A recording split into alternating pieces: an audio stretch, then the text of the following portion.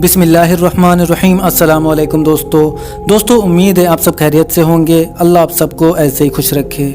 दोस्तों, वीडियो शुरू करने से पहले आपको बता दें कि ये अर्चना और अमित के कबूल इस्लाम की कहानी का दूसरा पार्ट है। अगर आपने इसका पहला पार्ट नहीं देखा है तो पहले इसका पहला पार्ट देखिए ताकि आपको कहानी पूरी समझ में आए।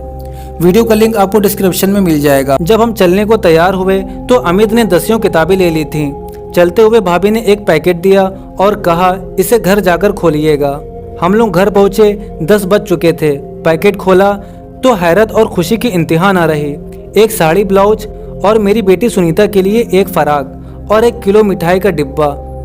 अब क्या था, अमित आए दिन डॉक्टर साहब से मिलते रहे, किताबें लाते रहे, रात भर पढ़ते और वापस पहुंचाते रहे। मैं भी किताबें पढ़ती थी। शांति मार्ग, मुक्ति मार्ग, जीवन मृत्यु के पश्चात, इस्लाम धर्म, इस्लाम जिससे मुझे प्यार है, 40 हदीसें, कुरान का परिचय और कुरान का तर्जुमा, सब कुछ पढ़ डाला। 4-5 बार मैं डॉक्टर साहब के घर गई। जब भी जाती और वापस आती तो भाभी कुछ न कुछ कपड़े, खिलौने, खाने पीने की चीज़ें या कोई चीज़ ज़रूर देती। 2-3 बार वो भी हमारे पास हमारे घर आए। हम लोग एक दूसरे के काफ़ी करीब हो चुके थे। अमित अक्सर डॉक्टर साहब से मिलते रहते और वो भी फ़ोन करके उनको बुला लेते, मगर 1 साल से ज़्यादा अरसा गुजर गया। बार बार कहने के बावजूद डॉक्टर साहब हमारे घर नहीं आए। हर बार कोई मजबूरी या गुजर बयान करते और फिर आने का वादा करते। एक बार हम लोग उनके घर गए तो मालूम हुआ कि तबीयत खराब है, बदन सनसना रहा है और भाभी अपनी नाराज़गी जाहिर कर रही हैं। मालूम हुआ कि आज ही किसी अजनबी मरीज को खून देकर आए हैं, जबकि 2 माह पहले किसी मरीज को खून दिया था। भाभी नाराज हो रही थी और वो कह रहे थे कि अगर खून देकर किसी की जान बच सकती है तो क्या हर्ज है। मैंने भाभी की हिमायत की। अमित जब भी उनसे मिलकर आते अक्सर कोई न कोई वाकया बताते और हैरत व खुशी से बारहा तस्करा करते। मसलन आज डॉक्टर साहब से मुलाकात हुई थी। एक लिस्ट ले बैठे थे कि देखो आटा, दाल, चावल और ये सामान लाना है। मैं पहुंच गया तो बैठे रहे, बातें होती रही। इस दौरान नदवा का एक तालिबे इल्म आया। कुछ देर बाद उसने अपनी ज़रूरत बयान की। डॉक्टर साहब ने 400 रुपये उसको दिए और सामान लाना रह गया। एक बार कहने लगे, आज डॉक्टर साहब से मुलाकात हुई थी, साथ में अमीनाबाद गए थे। एक कंबल 350 रुपये में खरीदा और वापस आ रहे थे कि रास्ते में एक नकाबपोश खातून मिली और कहा कि मौलवी साहब बच्चे सर्दी खा रहे हैं, एक कंबल या लिहाफ दिला दीजिए। इतना कहना था कि डॉक्टर साहब ने वो कंबल उसको थमा दिया और खाली हाथ घर चले गए। अमित में गैर मामूली तब्दीली आ चुकी थी। पूजा करना और मंदिर जाना बिल्कुल छोड़ दिया था, जबकि पहले उसकी पाबंदी करते थे। घर से तमाम तस्वीरें और मूर्तियों को हटा दिया और हम लोग अजीब सी तब्दीलियां महसूस करने लगे। इस दौरान मैं डॉक्टर साहब से बार बार घर आने को कहती, मगर वो टाल देते। एक रात तकरीबन 11 बजे अमित ने देखा कि डॉक्टर साहब एक हाथ में आटे का थैला और दूसरे हाथ में चावल, दाल और कुछ दूसरा सामान लटकाए हमारी गली के करीब वाली दूसरी गली की तरफ मुड़े हैं। अमित पीछे लपके और करीब जाकर पूछा, आप इस वक्त यहाँ, ये क्या?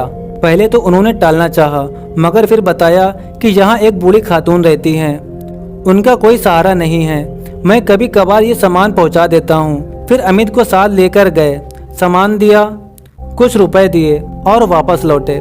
अमित ने इसरार किया कि घर चलिए। उन्होंने कहा काफ़ी रात हो गई है, फिर आएंगे, मगर अमित ज़बरदस्ती उन्हें घर में ले आए। अपने घर में उन्हें देखकर मुझे बहुत खुशी हुई। मैं जल्दी से खाने पीने का इंतज़ाम करने लगी। उन्होंने कहा कि हम तो खाना खा चुके हैं, चाय बना लो बस, खाना फिर कभी खाएंगे। बहरहाल जो कुछ था पेश किया, बातें होने लगी और बिल आखिर अमित बोले, अब बहुत दिन हो गए, हम लोग कब तक इसी तरह रहेंगे? डॉक्टर साहब ने कहा, जल्दी क्या है? हमने कहा, अगर इसी दरमियान मौत आ गई तो। अब डॉक्टर साहब बिल्कुल खामोश थे। तकरीबन 1 बजे अमित उनको उनके घर पहुंचाने गए।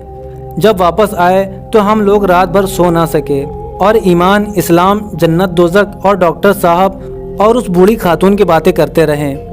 इसी तरह 3-4 माह गुजर गए। नमाज की किताब से और भाभी से नमाज पढ़ना सीख ली और हम लोग पाबंदी से नमाज पढ़ने लगे। इसी दौरान में अमित का ट्रांसफ़र हो गया और हम लोग लखनऊ से गाज़ियाबाद आ गए, जहां से हम लोगों ने नई ज़िंदगी का आगाज़ किया। मैं अर्चना से मोमिना तबस्सुम, अमित अब्दुल करीम और सुमिता उज़्मा हो चुकी हैं। ज़िंदगी का सफ़र जारी है। डॉक्टर साहब 2 साल से ईद के मौके पर सब लोगों के लिए कपड़े और ईदी भी भेज रहे हैं। उनके हम जुल्फ मोहम्मद यूनुस भाई तोहफे तहाइफ लेकर आते हैं। 2 बार मैं भी लखनऊ जा चुकी हूँ। उनका घर मुझे अपना मायका लगता है और इसी अंदाज से हम जाते और आते हैं। अल्लाह ताला से दुआ करती हूँ कि ये रिश्ता बरकरार रहे और हम सब लोग आखिरत में कामयाब हों।